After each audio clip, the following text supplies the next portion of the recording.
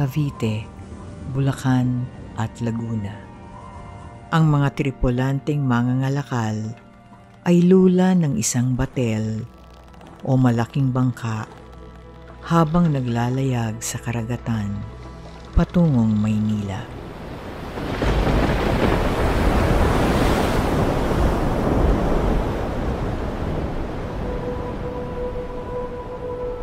Dahil sa malakas na hangin at buhos ng ulan, ay halos lumubog na ang batel at ang kanilang lulang mga kalakal ay tinapon ng mga tripulante sa dagat upang hindi sila tuluyang lumubog.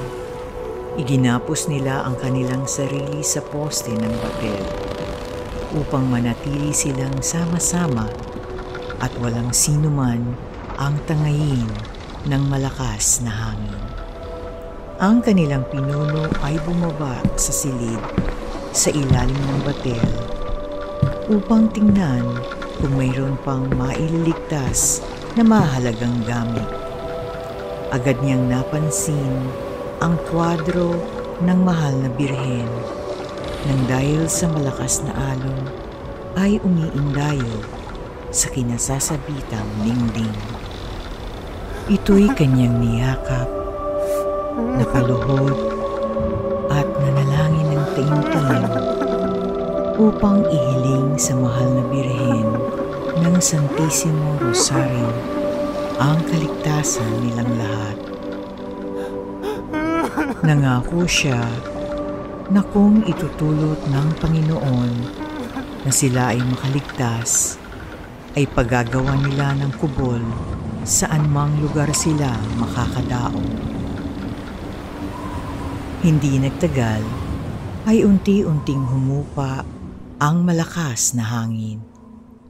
Pagsapit ng umaga ay naging maaliwalas na ang panahon at ang kanilang batel ay nakadaong sa dalampasigan ng Mohon na tinatawag ngayong Luzon sa sitio ng Barangay Salinas, Marcelia.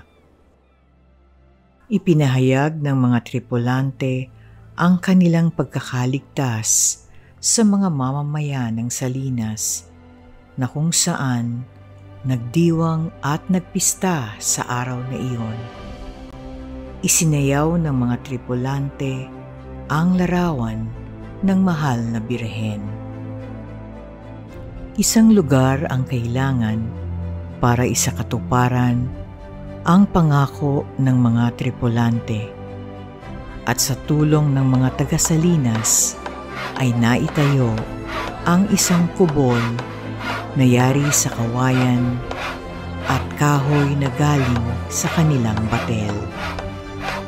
Taon-taon, sa panahong iyon ng buwan ng Oktubre, ang mga tripulante ay bumabalik sa Luzon upang magpasalamat sa mahal na birhen. Naranasan ng mga taga-Salinas ang kasaganahang hatid ng mga himala ng mahal na birhen at di naglaon ay nagpagawa ng isang mas malaking dambana sa mas mataas na lugar.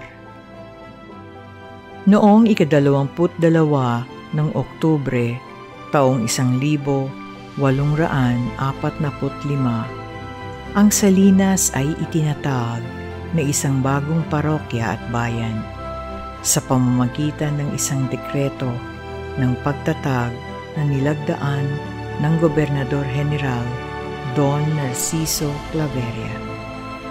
Ang parokya ay inilagay sa pangangalaga ng Nuestra Señora del Santissimo Rosario.